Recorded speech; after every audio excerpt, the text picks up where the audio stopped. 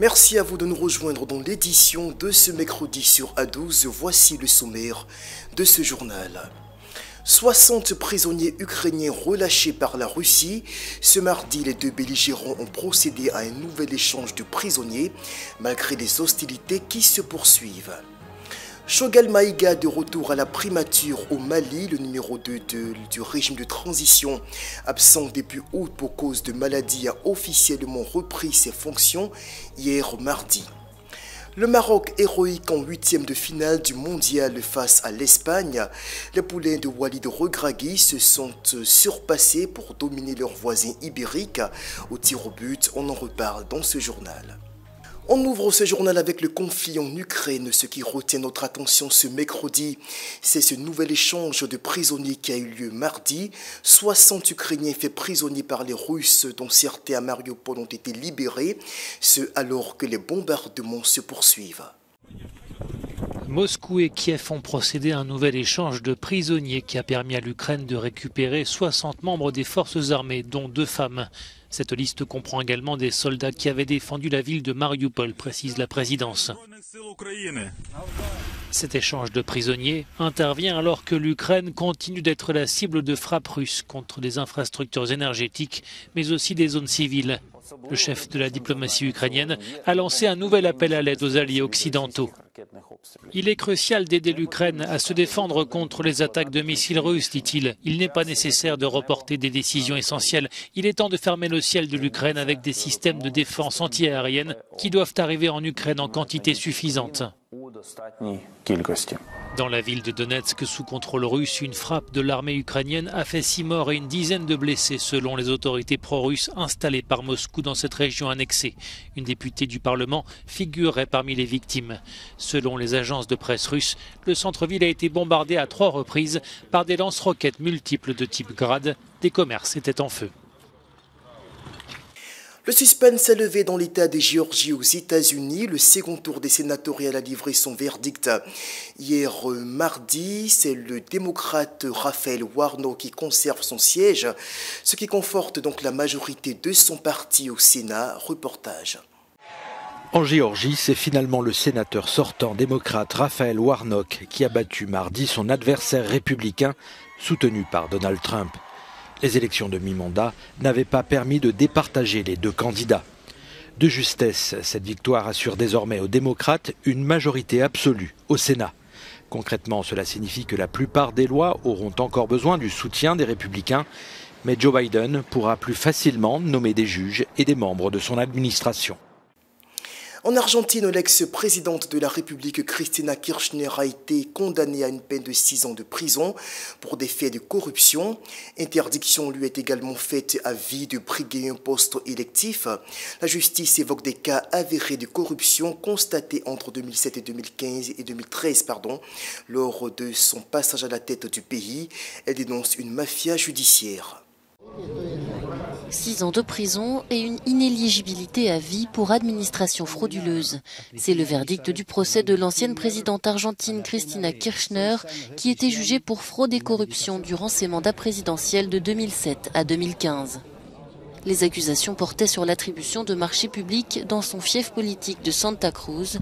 Le procureur avait dénoncé des irrégularités systématiques dans 51 appels d'offres. L'ex-présidente de centre-gauche a elle toujours nié toute malversation. Après le verdict, Cristina Kirchner a dénoncé un procès politique. Au cours du procès, il a également été prouvé qu'aucune des déclarations, des mensonges qu'ils ont racontés, que les procureurs Luciani et Mola ont racontés dans leur harangue hystérique n'était vraie.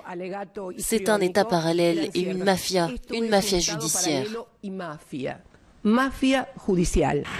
Pour l'heure, l'ancienne présidente échappe à la prison grâce à son immunité parlementaire. Elle a toutefois affirmé qu'elle renoncerait à quelconque mandat au cours des élections générales de 2023. Mais les différents recours judiciaires ne devraient pas rendre la sentence effective avant plusieurs années. Au Mali, après 4 mois d'absence forcée suite à un accident vasculaire cérébral, le chef du gouvernement de transition, Choguel Maïga, a finalement repris ses fonctions ce mardi. Son intérim avait été assuré par le colonel Abdoulaye Maïga.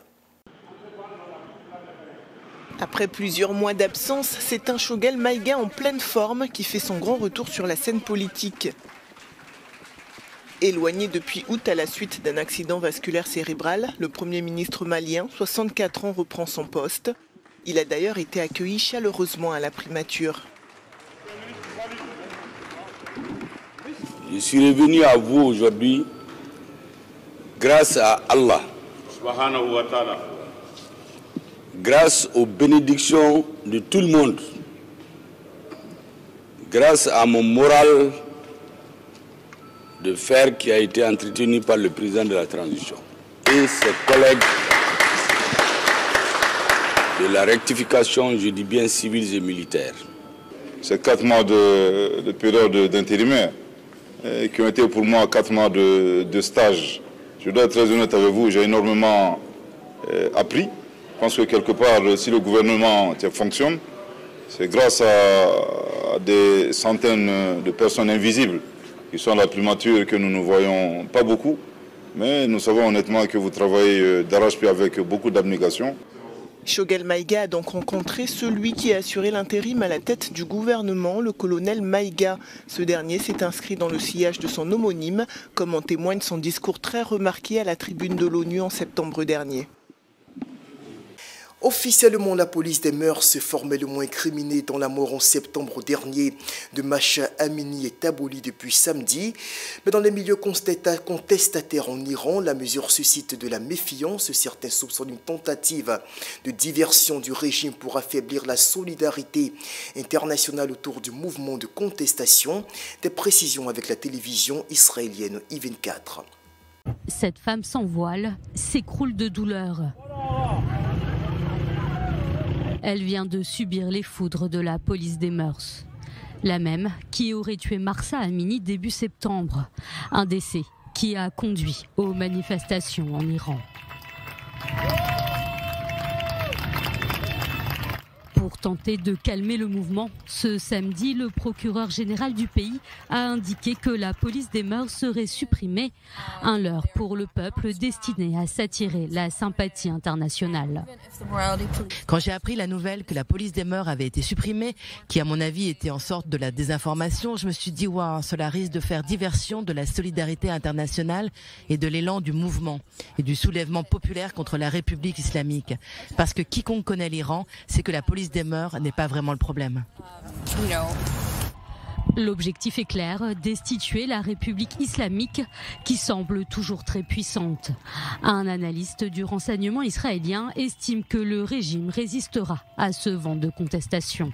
Le régime répressif iranien parviendra, semble-t-il, à survivre à ces protestations. Il a mis en place des outils très puissants pour faire face à ces protestations, mais je pense que même si ces manifestations s'atténuent, les raisons resteront et le régime iranien aura donc un problème pour les années à venir. Il a un problème avec la jeune génération, il a un problème avec une génération qui perd progressivement la peur et ne se retrouve pas dans la révolution. Lundi, un mouvement de grève a été lancé dans le pays. Un mouvement de grève de 3 jours suivi dans des régions où les contestations contre le régime ne désemplissent pas, comme ici, à Ispahan. Mais également dans des quartiers plus conservateurs, notamment dans le Grand Bazar de Téhéran. Preuve d'une lassitude et d'une colère du peuple face au gouvernement. Avis au candidat à l'immigration en Allemagne. Face au vieillissement croissant de sa population, le pays se tourne vers l'Afrique. De janvier à octobre 2022, ce sont plus de 5000 visas qui ont été accordés aux immigrants tunisiens désireux de rejoindre le pays pour y travailler. L'Allemagne peine à surmonter le déficit de main-d'œuvre provoqué par la crise démographique qui perdure. Ces 2 jeunes Tunisiens s'apprêtent à rejoindre Berlin. Mais ils doivent passer un test de langue pour clôturer les 6 mois d'apprentissage dans cette petite école de Tunis. Nermine Madsia envisage de travailler en Allemagne au vu de la forte demande de main-d'œuvre. Le chômage est élevé en Tunisie. Il y a beaucoup d'ingénieurs qui n'ont pas de travail. La meilleure solution est d'émigrer. Si quelqu'un obtient le respect, la considération et un salaire décent, c'est mieux. Pour attirer les étrangers devant pallier les secteurs en tension, Berlin accepte les diplômes étrangers, y compris les qualifications d'avant-bac. Ce qui a déjà séduit de nombreux Tunisiens, plus de 5000 d'entre eux s'y sont installés. À 28 ans, Eliès Djelassi est prêt à prendre la direction de Berlin où les salaires sont plus importants que dans son pays. J'ai beaucoup d'amis en Allemagne qui m'ont motivé à aller travailler là-bas. Par rapport à la Tunisie, les salaires sont bons et les conditions de travail sont malheureusement meilleures que dans mon pays. L'Allemagne est proche de la Tunisie, je peux retourner à tout moment, contrairement au Canada. Recruté à distance, l'infirmier Eliès Djelassi a décroché un contrat de travail en Allemagne dans une clinique dans l'ouest du pays qui le logera gratuitement durant les 6 premiers mois. Outre l'argument salarial, il est convaincu d'y trouver des conditions plus propices. Toutefois, il n'imagine pas finir sa vie dans ce pays.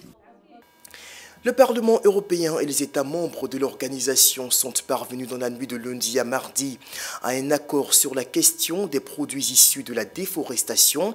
L'accord interdit en effet toute importation de produits obtenus à partir de la destruction de l'écosystème. Le point avec la rédaction de France 24. Des forêts asiatiques décimées, remplacées par des palmiers à huile ou des EVA. Des milliers d'hectares de forêts brésiliennes brûlées à cause de la culture du soja. C'est pour lutter contre ces phénomènes ravageurs que le Parlement européen et les pays membres de l'Union européenne ont signé un accord historique. Cacao, café, soja, mais aussi huile de palme, bois, viande bovine et caoutchouc. L'importation de ces produits sera désormais interdite s'ils sont issus de terres déboisées après décembre 2020. Une avancée majeure, saluée par les défenseurs de l'environnement. Il s'agit d'une première dans le monde. C'est le café du petit déjeuner, le chocolat que nous mangeons, le charbon dans nos barbecues, le papier de nos livres. C'est radical. La décision de l'Union européenne non seulement change les règles du jeu de la consommation européenne, mais crée une incitation énorme pour les autres pays à changer leurs pratiques. Plusieurs matières associées comme le cuir, le papier imprimé ou le charbon de bois sont également concernées. Les entreprises importatrices devront désormais prouver la traçabilité de ces produits. Une décision inédite alors que l'Union européenne est responsable de 16% de la déforestation mondiale, ce qui fait d'elle la deuxième destructrice de forêts tropicales derrière la Chine. L'ONG WWF regrette tout de même un accord imparfait, notamment parce qu'il ne concerne pas encore les autres écosystèmes boisés menacés, comme la savane du Cerrado. L'ONG Greenpeace déplore elle une protection trop précaire pour les peuples autochtones, car basée sur le droit local, inégale selon les pays. Direction de Ghana face à l'ampleur de la dette et à l'inflation qui dépasse désormais les 40%. Le gouvernement opte pour une restructuration de la dette intérieure. L'annonce a été faite hier mardi par le ministre des Finances qui propose un échange du paiement de près de 10 milliards d'euros de dette contre 4 obligations dont l'échéance est fixée à 2027. Reportage. Le Ghana cherche à restructurer sa dette intérieure pour répondre à ses besoins urgents. Le ministre des Finances a proposé lundi un plan qui devrait permettre à terme au pays d'échanger environ 9,7 milliards de dollars de cette dette actuelle contre 4 nouvelles obligations arrivant à échéance entre 2027 et 2037. L'annonce est une mesure politique majeure que le gouvernement prend à court terme pour établir la stabilité macroéconomique, assurer la viabilité de la dette et remettre l'économie sur les rails afin de créer et de protéger des emplois, de fournir et d'améliorer les revenus, de favoriser une croissance forte et inclusive tirée par les exportations. Le Ghana est l'un des principaux producteurs de cacao et d'or et possède des réserves de pétrole et de gaz. Mais le remboursement de sa dette absorbe 70% de ses recettes fiscales. Il s'agit d'une exigence essentielle pour permettre à l'économie ghanéenne de se remettre aussi vite que possible de cette crise. Il s'agit également d'une condition essentielle pour obtenir le soutien du FMI. L'alternative serait une crise économique bien pire, avec une fermeture prolongée des marchés internationaux, notamment des biens et services importés et une instabilité économique intérieure supplémentaire. Selon le ministre des Finances, l'économie devrait se stabiliser l'année prochaine et l'inflation revenir à un chiffre. L'Afrique résiste encore dans ce mondial 2022 au Qatar. Ce mardi, la dernière journée des huitièmes de finale a offert une rencontre palpitante entre Marocains et Espagnols. Au final, le Maroc, dernier représentant africain, s'est imposé au tir au but grâce à un excellent gardien de but, Bono. On fait le point avec nos confrères d'Africa News. Le Maroc disputera le premier quart de finale de Coupe du Monde de son histoire. Les Lions de l'Atlas ont réussi l'exploit de sortir l'Espagne au tir au but. Après avoir tenu le 0-0 pendant 120 minutes, la délivrance au bout du suspense est venue comme un symbole du natif de Madrid, Achraf Hakimi. Le défenseur vient parachever une séance incroyable avec pour héros le gardien marocain Yassine Bounou. Le portier du club espagnol de Séville est resté invaincu en 3 tentatives ibériques. D'abord sauvé par son poteau, il a stoppé les frappes de Soler et Busquets.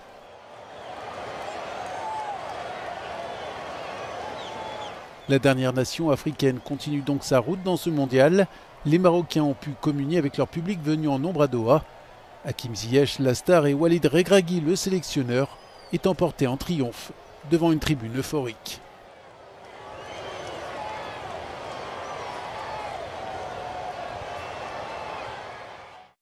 Avant de terminer, on va juste faire ce petit rappel concernant donc un événement qui marque la Côte d'Ivoire.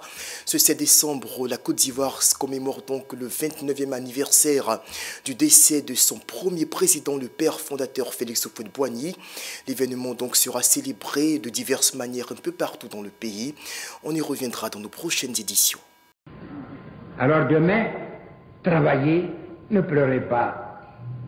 Prenez courage, ça viendra. Vous avez tout pour réussir. Une terre riche, des jeunes gens intelligents, qui ne demandent, comme la terre vierge de chez nous, même la terre du Sahara, il suffit de quelques gouttes d'eau pour que vous voyez reverdir le Sahara. Bien, ces intelligences qui seront fondées avec le concours des autres, bien, vous pourriez traiter dans 50 ans, dans 30 ans, qu'est-ce que 20 ans, 30 ans, dans la vie des peuples, quand le peuple, le monde compte des milliards d'années d'existence. Ne vous découragez pas, je l'ai dit.